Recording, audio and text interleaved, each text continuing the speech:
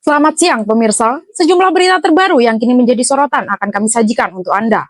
Dalam acara Breaking News bersama saya Devania Rahma, inilah berita selengkapnya.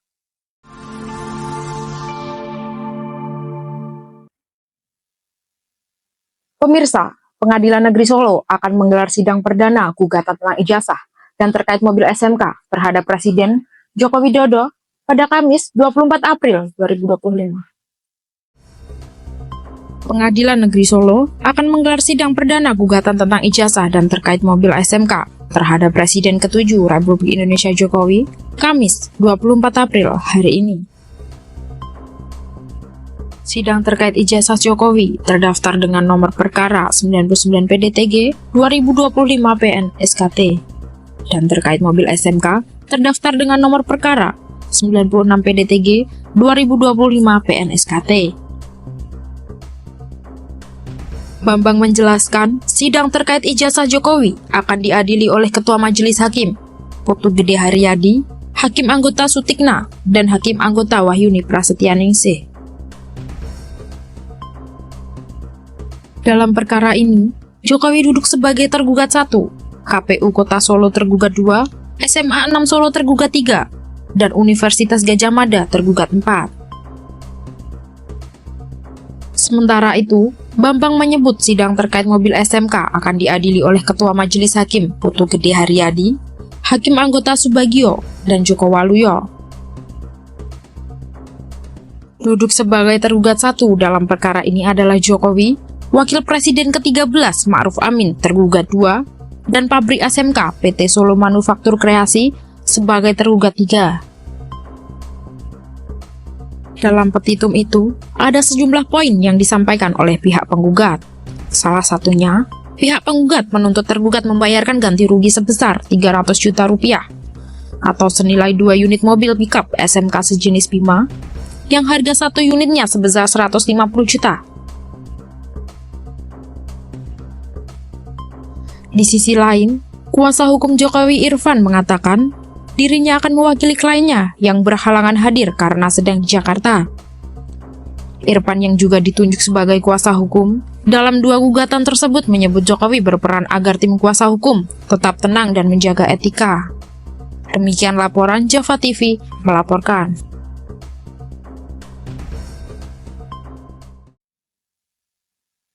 Berita selanjutnya pemirsa, Presiden Republik Indonesia Prabowo Subianto mengutus sejumlah tokoh yang akan mewakili Indonesia menghadiri proses pemakaman Paus Fransiskus di Vatikan, Roma, pada Sabtu 26 April 2025.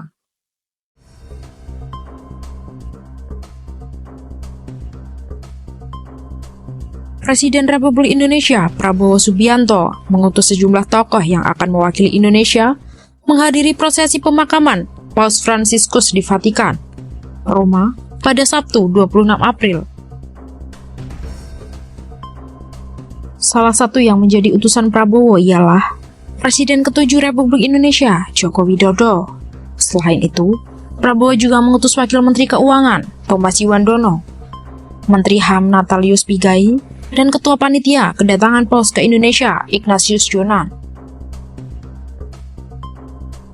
Pras menyampaikan, pemerintah kini tengah mengatur waktu keberangkatan utusan Republik Indonesia ke Vatikan. Ia menyebut, mereka berkemungkinan bertolak ke Vatikan pada Kamis hari ini atau selambat-lambatnya pada Jumat lusa. Pras sebelumnya menyampaikan bahwa Prabowo berhalangan hadir ke prosesi pemakaman Paus di Vatikan, sehingga Republik Indonesia akan mengirimkan utusannya ke sana. Paus Fransiskus selaku pemimpin tertinggi umat Katolik tutup usia di umur 88 tahun pada Senin 21 April pagi setelah mengalami stroke dan serangan jantung. Sebelum wafat, kesehatan Paus yang berasal dari Argentina ini memang telah menurun hingga sempat dirawat di rumah sakit beberapa waktu lalu. Jenazah Paus Fransiskus disemayamkan di peti mati sejak Senin malam dan akan dibawa ke Basilika Santo Petrus pada Rabu, 23 April pagi, pukul 9 waktu setempat. Dalam prosesi yang dipimpin oleh para kardinal, ia akan disemayamkan di sana hingga Jumat malam pukul 19. Demikian laporan Java TV melaporkan.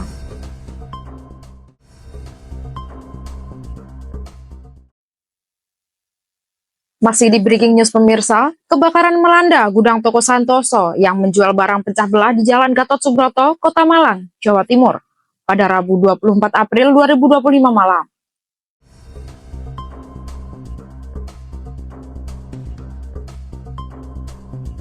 Kebakaran melanda gudang toko Santosa yang menjual barang pecah belah di Jalan Gatot Subroto, Kota Malang, Jawa Timur, pada Rabu 24 April 2025 malam. Peristiwa ini menyebabkan sejumlah kendaraan roda 2 dan roda 4 hangus terbakar. Subangat, petugas keamanan toko Santosa Malang, mengatakan kebakaran di gudang tersebut terjadi sekitar pukul 21:48 waktu Indonesia Barat. Ia mengungkapkan, orang pertama yang mengetahui peristiwa tersebut adalah seorang pedagang topi yang biasanya mangkal di sekitar lokasi gudang.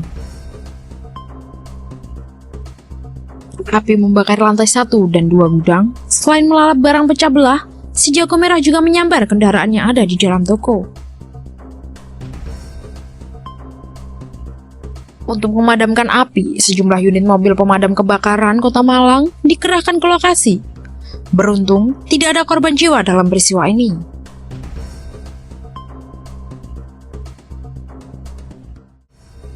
Kebakaran ini juga berdampak pada arus lalu lintas Jalan Gatot Subroto yang menghubungkan Kota Malang dan Blitar, mengalami kemacetan total. Petugas lalu lintas pun mengalihkan kendaraan ke Jalan Aris Munandar. Api berhasil dipadamkan setelah proses pemadaman berlangsung selama sekitar 3 jam. Hingga kini, pihak kepolisian masih menyelidiki penyebab kebakaran di gudang toko Santosa Malang itu dan telah meminta keterangan dari pemilik toko serta sejumlah saksi yang berada di lokasi saat kejadian. Demikian laporan Java TV melaporkan.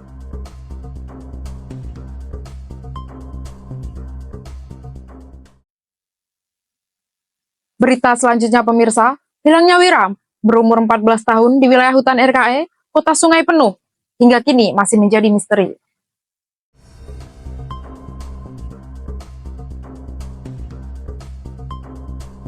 Hilangnya Wira 14 tahun di wilayah hutan RKE, Kota Sungai Penuh, hingga kini masih menjadi misteri.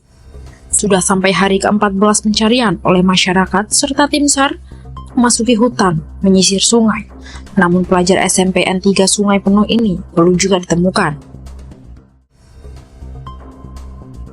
Nur Hasni, Kepala Tim SAR Pos Kerinci, dirinya bersama anggota sudah melakukan pencarian selama 10 hari. Terakhir hari Rabu 23 April 2025, tim SAR memperluas penyisiran dekat area temuan barang Wira, namun juga tak menemukan keberadaan Wira. Hari Rabu kemarin adalah hari terakhir pencarian pemuda tersebut, dan hari ini proses pencarian mulai dihentikan. Nur Hasni mengatakan operasi SAR ditutup dan korban dinyatakan hilang. Pada hari ke-10, Selasa kemarin, upaya proses pencarian Muhammad Wira Anugrah di kawasan hutan Renah Kayu Embung, Kecamatan Kumun, Debai, dipimpin langsung Wali Kota Sungai Penuh, Alvin.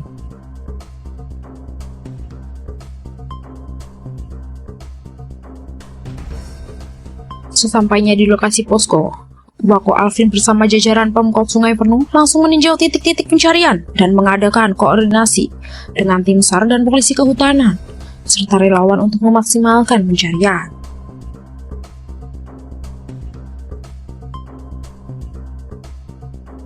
Wako Alvin di hadapan para relawan menyampaikan terima kasih atas kerja keras tanpa mengenal lelah, terus ikut membantu dalam pencarian. Di hadapan keluarga korban hilang, Wako Alvin menyampaikan rasa prihatin dan duka mendalam atas musibah yang dialami. Demikian laporan Java TV melaporkan.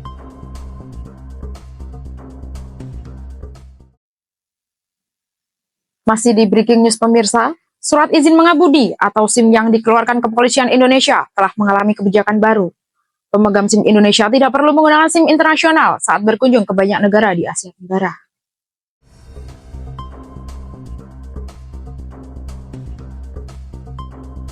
Surat izin mengemudi atau SIM yang dikeluarkan Kepolisian Indonesia telah mengalami kebijakan baru. Pemegang SIM Indonesia tidak perlu lagi menggunakan SIM internasional saat berkunjung ke banyak negara di Asia Tenggara.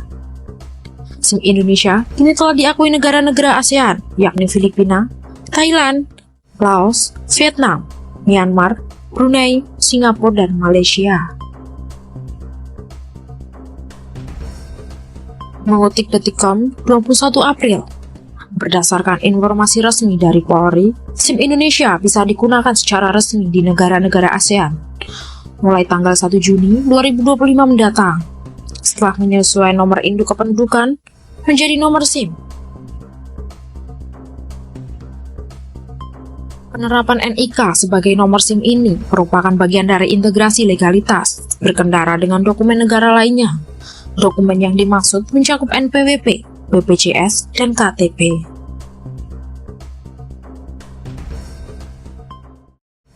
Surat izin mengemudi atau SIM domestik Indonesia dapat diakui dan berlaku di beberapa negara yang diterbitkan oleh negara ASEAN pada 7 September 1985 di Kuala Lumpur, Malaysia.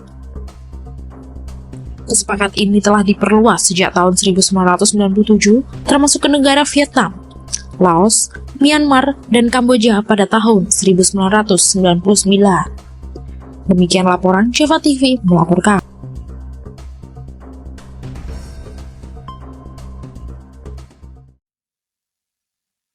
Baik pemirsa, informasi tadi sekaligus menjadi penutup perjumpaan kita hari ini. Saya Devania dan segenap tim redaksi yang bertugas pamit undur diri. Selamat siang, terima kasih, dan sampai jumpa.